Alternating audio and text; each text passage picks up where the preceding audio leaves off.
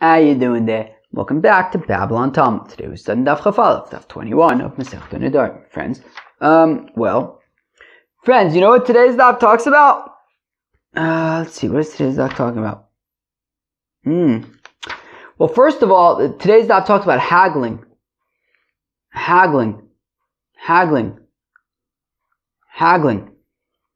Today's Daf talks about haggling. And then, then we talk about charata, shtikol, Pesach, ways of annulling a vow. And I think we might go, I suspect we might go pretty far into tomorrow's daf, I suspect. And then I think tomorrow we might go pretty far into the next day's daf. I think I'm thinking to do that. Friends. Alright, let's do it. So we're going to start the new parak today at the bottom of daf Chaf Amud Beis. Here we go. There are 4 vows that the rabbis permitted. Alright, I guess you don't need to ask about them or anything like that. They're just permitted. Nidre Zeruzin, I don't know, vows where like people were like just getting excited, I guess. Vinidre Avoy, or vows that like don't mean anything, I think. Vinidre Shugagis, and vows like mistaken vows. Vinidre Onsin, or forced vows. Alright, I guess we'll get to all these things. Nidre Zeruzin Ketzad. What's an example of these Nidre Zeruzin? It's haggling.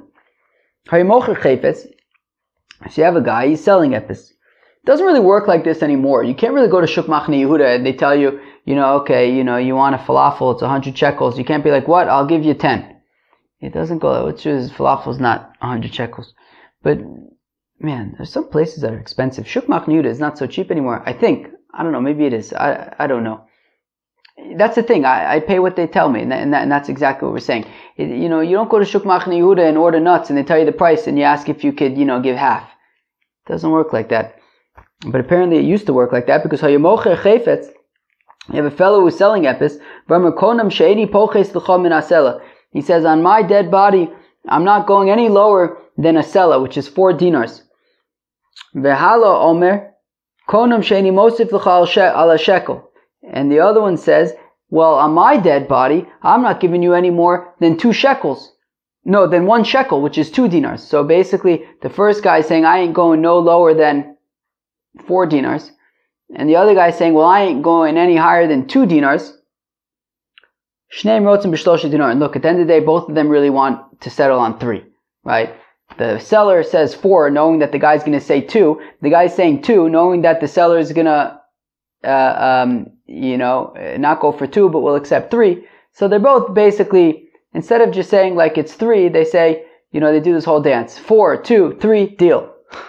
So therefore, when the first guy says on my dead body that I'm not going any lower than 4, so did he just make a neder? Right? Did he just basically commit that to not going any lower than 4? And now when he goes to 3, he needs like a hataris nedarim because he already said he's not going lower than 4. So you say no. In this case, it's just a dance that they're doing. 4, 2, 3. The 4, 2, 3 dance. The 4, 2, 3 dance. Okay. I bought Nedarim. So the Gemara says that our Mishnah says that there are these 4 vows. Omer le Reb Abba bar Mamel le Reb Ami. Says Reb Abba bar Mamel to Reb Ami. Omar lon mishmei de Reb Yehuda Nisia. That Reb Ami, you told us the name of Reb Yehuda Nisia. Mantana Arba Nedarim. Who is the one who teaches these 4 Nedarim? Reb Yehuda hi dam mishum Reb Tarfon. You must be Reb Yehuda from Reb Tarfon. La'olam ein echad mein nazir. Right? That, as we learned the other day, that Rabbi Yehuda said the name of Reb Tarfon, that when you have a situation where you have 2 fellows, and then another fellow walks by, and the first fellow says, well, if that fellow is so-and-so, well, then I'm a nazir. And the other fellow says, well, if that fellow is not so-and-so, then I'm a nazir. So one of them is going to be a nazir, right? Because the fellow is either so-and-so or he's not so-and-so. And yet, Reb Yehuda says the name of Reb Tarfon that nobody's a nazir in that case, because you have to be explicit when it comes to being a nazir, right? Even though, yes, the other fellow is either so-and-so or is not so-and-so, so Mamela, the condition is met, but it's nonetheless a condition that was stipulated in the nazir vow declaration. And there's no room for conditions in the nazir vow declaration. It has to be explicit, and therefore nobody's a nazir. So here also, like, we're not being explicit over here. right? He's saying 4, but he doesn't mean 4, it really means 3, and therefore the neder is nothing, is garnished. Rav Amar Filu Temer Rabbanon. Rava says you can even say that it's the rabbis because mikatani shnein rotzu shnein rotzin katani. It doesn't say that like if they settled at 3, then it's okay. It says shnein rotzin. It's milichatchila their intention was 3. They said 4 because they knew it was the 4-2-3 dance. But milichatchila the intention was 3. So even the rabbis who would say that you can have like a suffix nazirus, but in this case there's no suffix. They knew. Right, from the milichatchila, they knew that they were doing the 4-2-3 dance. All right. Amrle Ravina Ravashi says Ravina Ravashi. Amrlo tfei misela v'hala Omar botzer mishekel nidra have o zeruzin have. You hear the kasha? Ravina asked Ravashi, what if it's not the 4-2-3 dance? What if it's the 4 and a little bit, 2 minus a little bit, 3 dance? Right. So if they like are specific and say a little bit more than 4, and then the other guy says a little bit less than 3, then 2. So do we say that because they're being specific, so actually it is a neder that needs to be nullified? Or do we say it's just another iteration of the 4-2-3 dance, and therefore no annulment is necessary? So that's the kasha. Again, Amar le Ravina le Ravashi, says Ravina to Ravashi, Amar lo tvei misela v'hala Amar botzu mishekel. Right? The first guy says not 4, but a little bit more than 4. The other guy says a little bit less than 2. Nidra Avi, do we say that because they're being specific, that's their actual explicit intention and it's an actual neder? Or do we still say that they're doing another sort of iteration, another version of the 4-2-3 dance? Omalei Tonino. So Ravashi says to Ravina, we have a Mishnah. You have a fellow and he's insisting that his friend eat at his house. And the friend doesn't want to eat at his house. So the friend says, and he says that no way, no how. He makes a vow that he's not going to go to the house. He's not going to have drink. He's not even going to have a drop of cold water. Gornished. Mutter. Nonetheless, the friend is permitted. Nonetheless, the friend is permitted to go to the house and drink a drop of cold water. Because when he because when he said that he's not going to go to the house and have just a drop of cold water, what he really meant is that he's not going to eat a proper meal. But he can go and have a drop of cold water, that's fine. But he can't go and have a proper meal, because when he said the drop of cold water, he was really referring to actually a full meal. So even though he said a drop of water, he meant the full meal. Right? But 1 second, didn't he say a drop of cold water? Why are we now saying that he's allowed to go and drink a drop of cold water? He said he's not going to have a drop of cold water. So again, it's because people do this, right? They say a drop of cold water, but they really mean a whole meal. So achanami here oichet mishtoi inish achi, that he says 4 and a little bit. He says a little bit less than 2, but really they're really just doing the 4-2-3 dance. So me dummy, we say but 1 second, we can't compare these two cases. We know that the righteous, they say little, but they do quite a bit, right? Avram Avinu, when he brought in the malachim, right? So he says, come and have a shtickle, shtickle bread or whatever. And he makes mamash a suda, mamash a whole suda. And so they say a little, but they do a lot. So here also, when he says, I just want, I'm talking about a drop of water, he really means a whole meal. But when it comes to the 4-2-3 dance, or the 4 and a little bit, 2 minus a little bit, 3 dance, we're talking not sure. Maybe it is just the 4-2-3 dance, that the first guy's saying, right, that he's not going to do less than 4, and the other one says he's not going to do more than 2, and it's just the 4-2-3 dance. Or maybe they're being specific, that they're actually saying, 4 and a bit and less than 2, whatever, and that's their, final answer. And it's an actual neder, tiboy. So we don't know. If the first guy says a little more than 4, the second guy says a little less than 2, we don't know, is it the 4-2-3 dance, or are they being specific? Tiboy, it's basically the equivalent of teku, it means ich weiß nicht. Okay. So now this next bit, it kind of takes us for quite a while. It kind of takes us well into tomorrow's daf, and I think we're just going to go for it. think, friends, we're just going to go for it. You ready? Buckle up. I don't think it'll take that long. It's pretty quick moving stuff over here. Omar Rav Yehuda Amar Rav Asi says, Rav Yehuda in the name of Rav Asi, I bought Nedarim alalu, these 4 Nedarim that we mentioned in our Mishnah, tzrichin sheila lechacham, you need to actually go to a chacham and get it annulled. Ki amisa kami de Shmuel, says Rav Yehuda, that when he says this to Shmuel, Omar, Shmuel said to Rav Yehuda, Tani, I bought Nedarim mitiu chachamim. Our Mishnah had said that these 4 Nedarim, the rabbis permitted. You don't need to ask any questions about them. They're just permitted. And you, Rav Yehuda, are saying that you'd have to go and get them permitted. They're memele permitted. L'chacham, to a chacham to get it permitted. So Rav Yosef Masni la le'ashmaita b'hai lishno. So now Rav Yosef actually teaches this sugya in the following way. Rav Yehuda, Amar Rav Asi, ein chacham rashay lahatir ella. Friends, do you hear that? Says Rav Yosef that what's going on here is what it's saying, that Rav Yehuda is saying in the name of Rav Asi, that a chacham is only able to permit a vow that is similar to the 4 vows in our Mishnah, i.e., kasaver ein poschim b'achrata. That you can't just say like, hey, do you regret having made the vow? Because as I said, I think yesterday, there are 2 ways, as far as I know, maybe there are other ways, but as far as I'm aware, there are 2 ways to annul a vow. One is to find a Pesach, to find an opening that we're going to be learning about, right? To find some way, if you would have known what you know now, would you have made that neder? And he says, no, if I would have known what I know now, I wouldn't have. So we say, okay, fine, so we can annul the vow. So that's one way, that's called a Pesach. Find some kind of like way out of it. The other way is to just simply say, do you regret it? And if he says, yeah, I regret it. I regret having made this vow, so that's enough. So Rav Yosef is saying that, is understanding Rav Yehuda in the name of Rav Asi, that what's going on is that you can only annul a vow in a way that is similar to our Mishnah, i.e., there's a Pesach. You can say, look, he's only saying that he's not going any lower than a Selah because he's doing the 4-2-3 dance.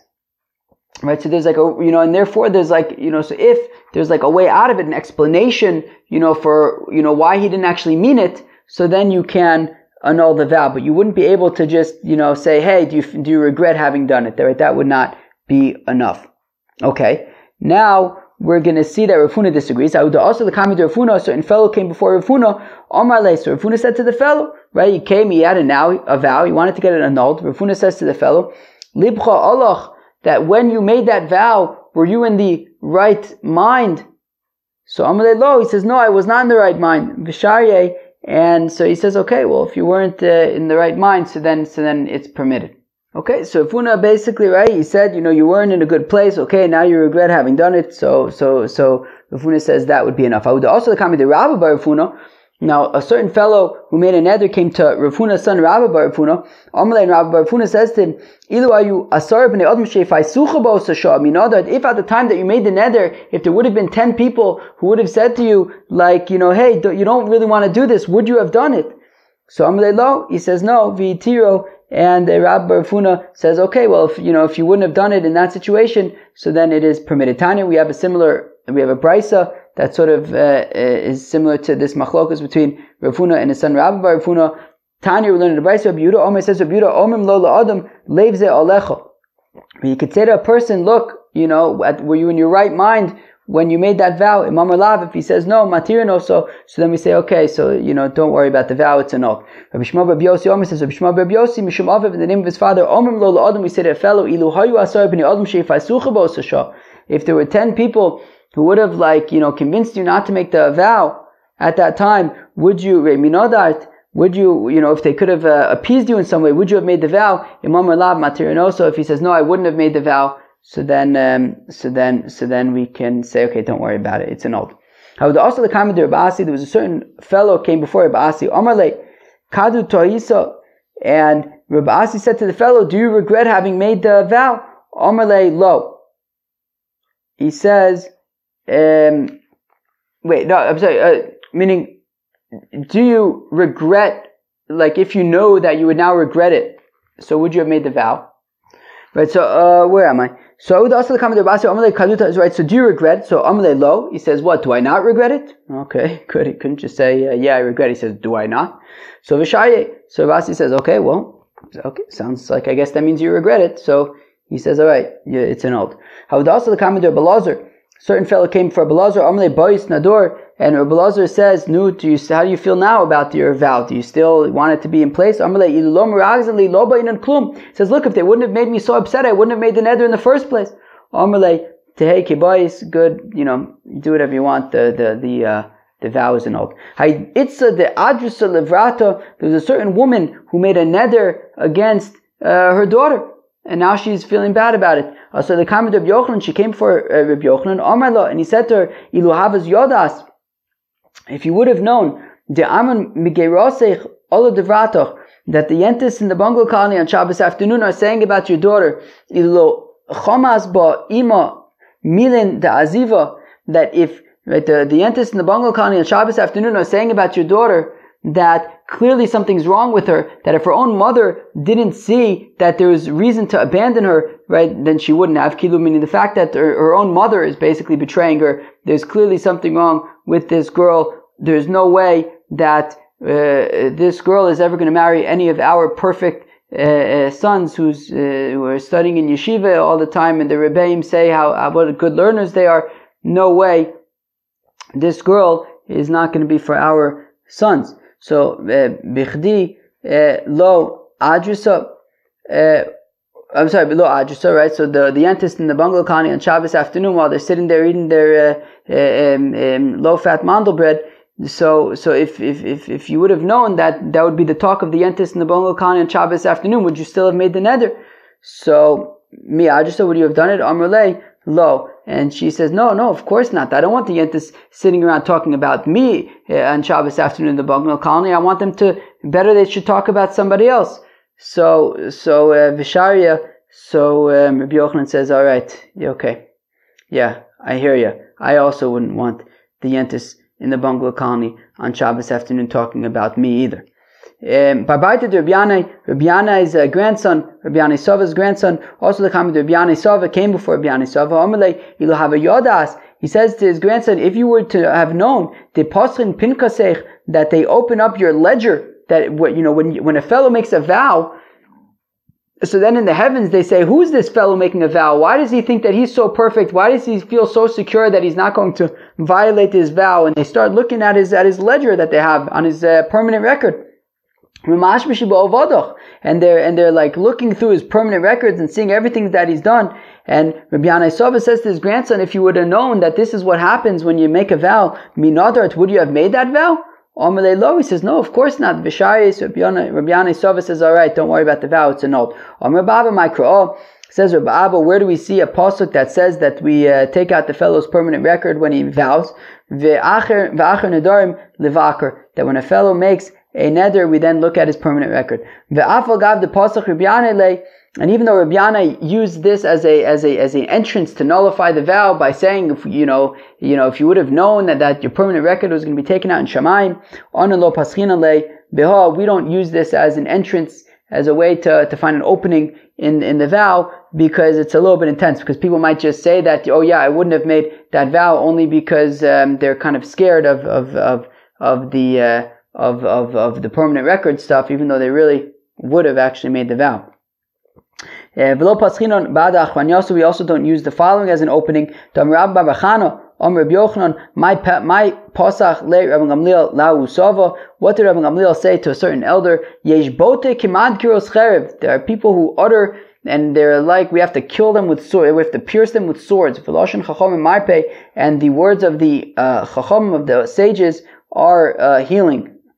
That a fellow who makes a neder, who utters nedarim, vows, we should pierce him with swords. But the words of the sages are healing, and they basically fix these vows, and you don't need to be like pierced by swords.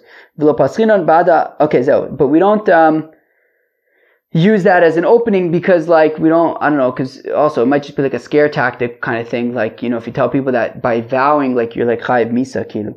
We also don't use the following opening.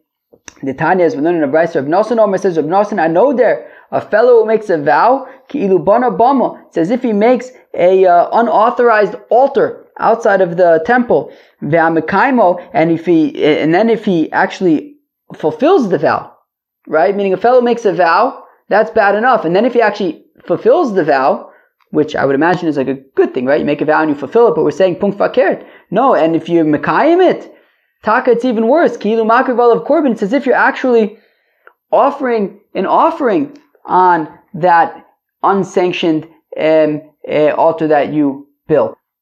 So bereisha paskinon. So we say that you can use the first part as an opening, right? I know that ki'ilu bana bama, right? That if you make a vow, then it's like you made an unsanctioned altar. So, okay, but in terms of the second part, which is as if you offer an offering on that unsanctioned altar, which is a chiyuv misa, right? So then we don't get into. So Abaye Omer Paschinan, Rava Omer Lo Paschinan. Abaye says that we can use that as an opening, but Rava says that we don't want to be getting into this morose, like, chiyuv misa stuff.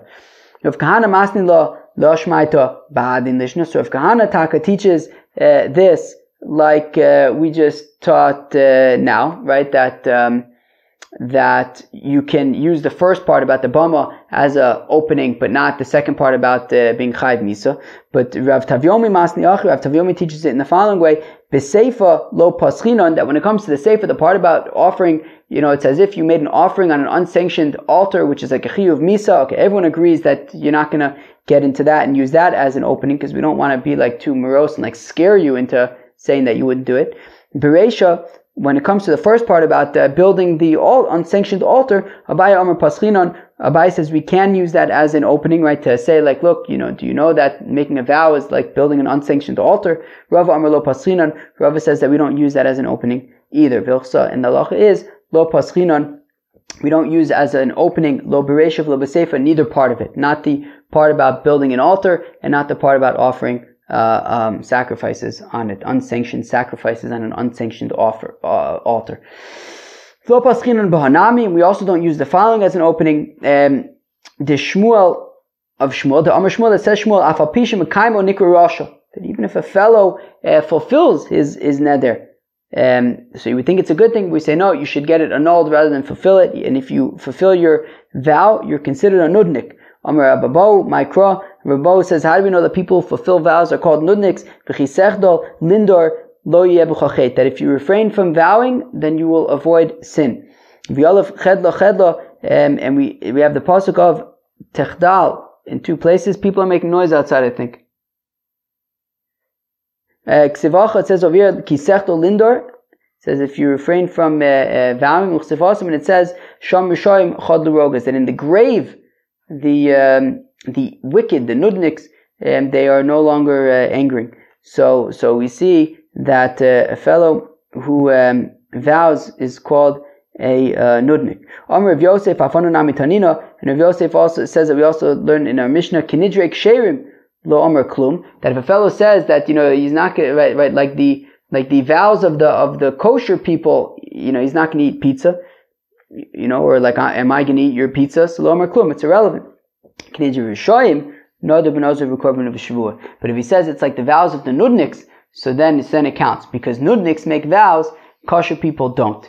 And so you see that people who make vows are basically nudniks. Friends, that was the Chaf Aleph Masechet Nedarim. We started the third parak of Nedarim. We learned that there are some types of vows that you don't need to get permitted. They just don't count at all. And we talk about haggling. Haggling is a very interesting sugya, because when you haggle, you're making all these claims. I'm not going any lower than this. I'm not going any higher than that. And yet this guy goes lower, that guy goes higher. They make a deal. So we say, yeah, but the entire time they had intention. Their mind was on the lower price. So so it's taka, okay? So that was interesting. And then we talked about different ways to annul vows. You can annul a vow with a pesach or a charata. A charata is, if the fellow expresses regret for having made the vow, so then that it's a machlokas if that works as a way to annul a vow. The alternative would be, the other option is to find an opening, that, find some way to say, look, if you would have known such and such, would you have made the vow in the first place? And they say, no, I wouldn't. So then, in that way, we can annul the vow as well. I hope that you enjoyed that Chaf Aleph from Masechet Nedarim. Or was that Chaf Beis? No, that was Chaf Aleph. Why not? Peace.